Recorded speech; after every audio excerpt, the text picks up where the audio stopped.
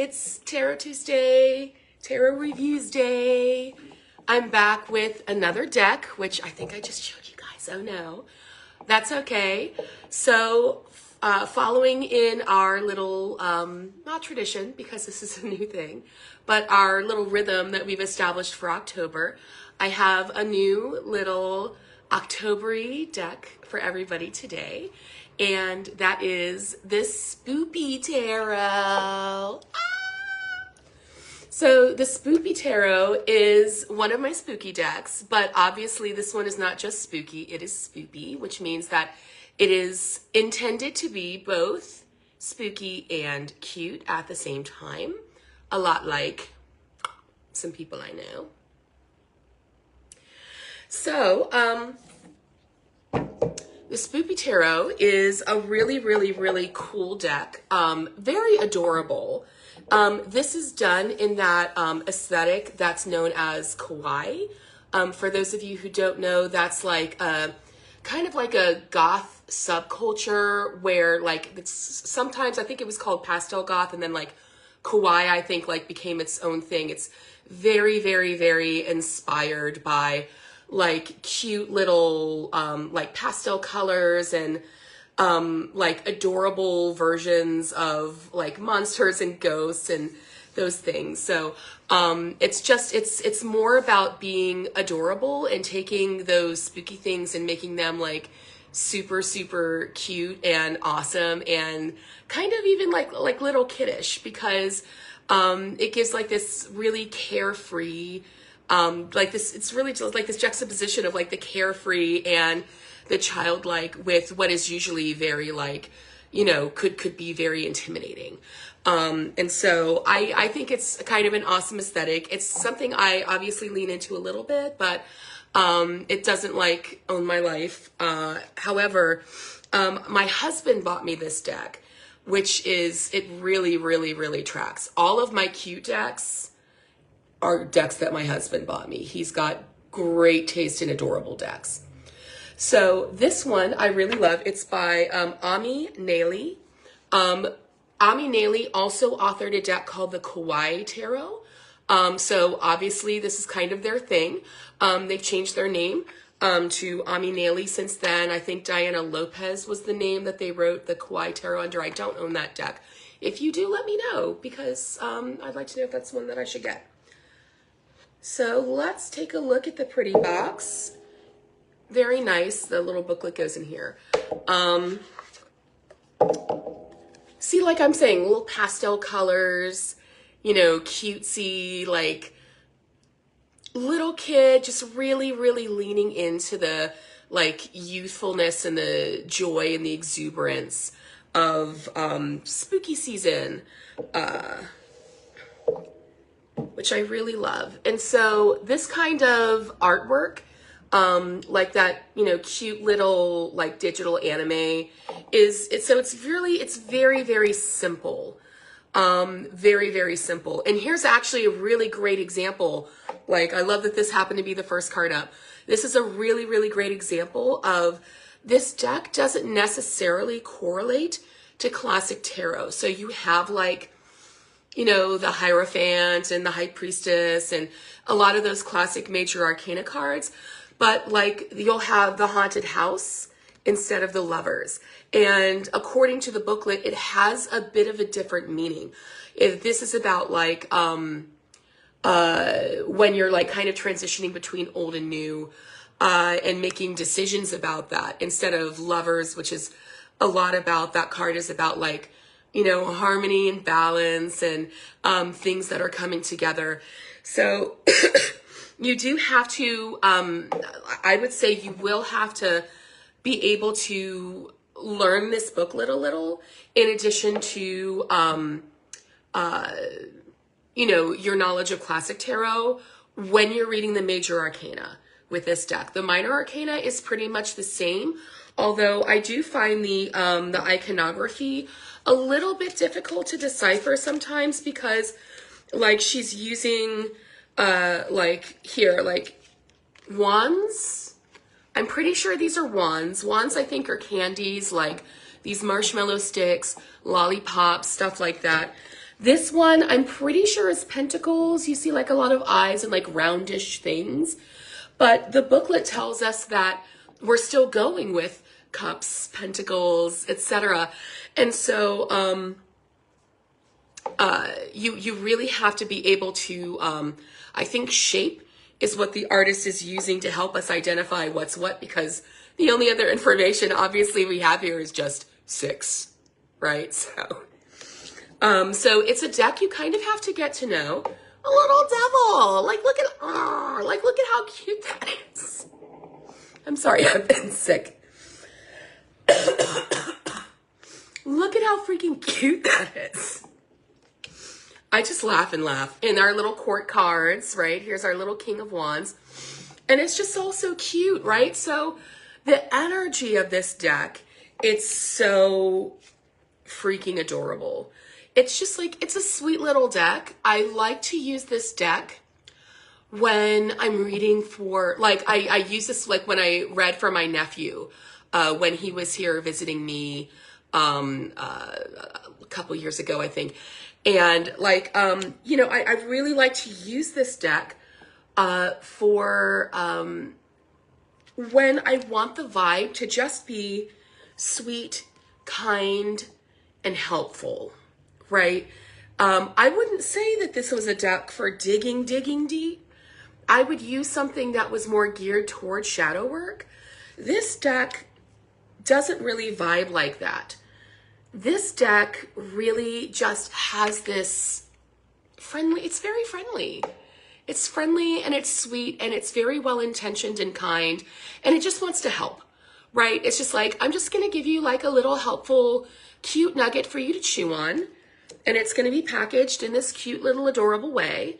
And we're just going to try and make the medicine a little palatable, right? So this is a great deck for like, maybe you're going to a party, right?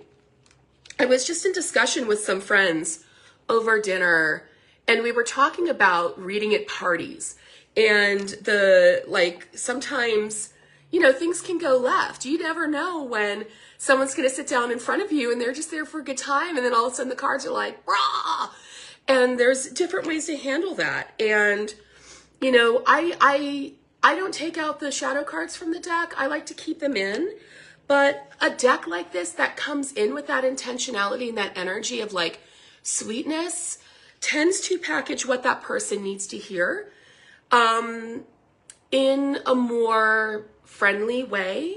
You know, and obviously if you're doing a reading for somebody and something like that happens, there's, you know, it's up to me to make sure that I'm making sure that the person leaves me in an okay position. Look at that little penguin. I love this one, the bat. This is what she uses for the Hanged Man. I asked, so yeah, just really cute, friendly, fun digital art, and it's all like candy and laboratory stuff and little cute monsters, and everyone's just like, so everyone's in a pretty good mood considering the fact that we're in a haunted house, right? So this is about, the deck's story is about like a ghost just going through a haunted house and learning lessons and, you know, coming out the other side, you know, a better ghost, right? And who doesn't want to come out the other side a better ghost? No one. Everyone wants to come out the other side the best ghost they can possibly be, right? So very interesting, very adorable. Let's give her a little shuffle and see what wisdom this baby has for us today as a collective. Ooh, I was saying, what does the collective need to hear? And here we have a little flip.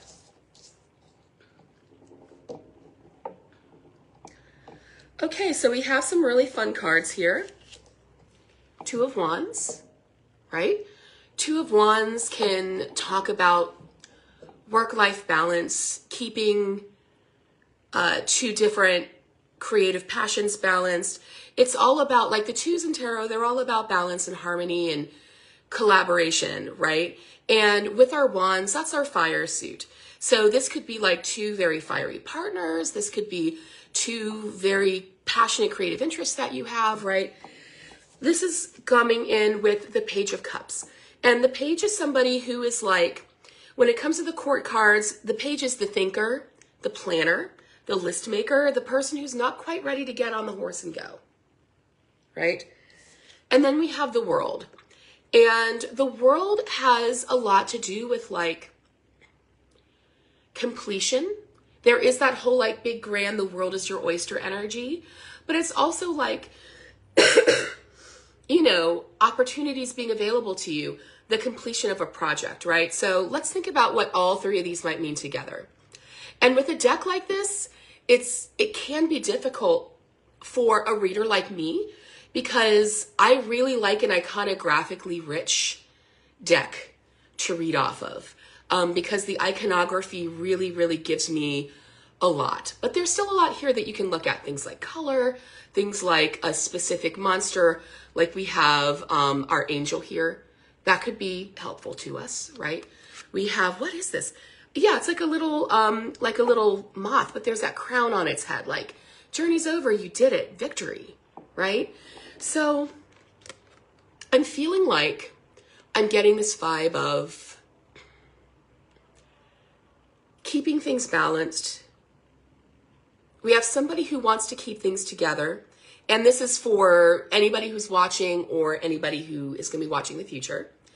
So think about, if this resonates with you, where in your life are you balancing something, right? And this is the Page of Cups. And so this is about caring for yourself, right? Because we have feelings, emotions, water coming through with the cups. And this is about like when we're trying to balance the things that light us up, sometimes we have to take time to plan, right? Because the Page is a little more immature when it comes to the court cards. There's somebody who really they really, really need to think through how they're going to make this happen, right? So you've got these two things. We're going to think through how to bring it to a complete place. That may be planning, especially when it comes to your emotional well-being while you're keeping things balanced. How are you going to be taking time, right? Making very deliberate time to plan and think about how am I going to manage these things in a way that I'm going to be cared for, that I'm going to be feeling like I have room to grow in order to bring what I want to completion, right? So if that resonates for you, that's awesome. I'm so happy that it helped. And if not, then, you know, thank you for watching, and maybe this wasn't a reading for you. But my deepest and dearest love, thank you all so much. I would like to announce, many of you have been asking about my Oracle card deck, and I had told a couple of people that I was going to be releasing some of the art from my Oracle card deck. Somebody actually asked to see some of the art. So I actually have, these are the cards, the art cards that I've been working on. And I've been working on these for just before I went to Naples. So a couple of years I've been working on these. And this is just something that I do as like a little something, little tiny art collages to keep me creative while I was like, you know, working on my dissertation, or I can't grade another paper. And so I've been working on these, and this is just a random clump that I picked up. And I recently decided that I had enough and got a little teeny tiny deck. Oh, those are the backs. A little teeny tiny deck printed for myself, and so that I can use it, and everything has names now, and I have them divided into suits, and I'm working on a book. So I'm going to actually, I'm so glad this one came up. I'm actually going to be releasing some of the artwork, including this one. This is going to be in my first collection. I've created a print-on-demand collection that I'm going to be making available on October 28th. So if you are interested or so called, you know, stay tuned, and I'll let you know when I open up my little Etsy store. Oh, cool. This is one of them too. Yeah, this is part of my print-on-demand collection, the Water Wisdom card.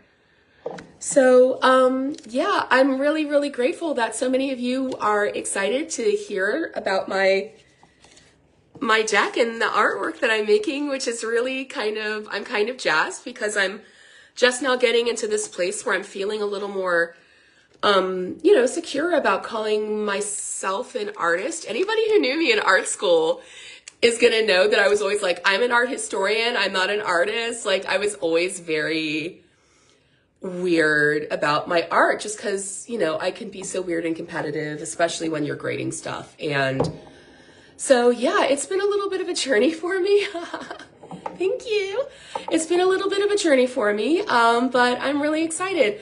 So thank you so much for being here to learn about the Spoopy Tarot today. And I hope that the collective reading was helpful for you. And I have one more final amazing Halloweeny deck to show you next week. So please come back. Much love, and I'm just so happy. Thank you for the 2 friends who came in. Mwah. Bye-bye.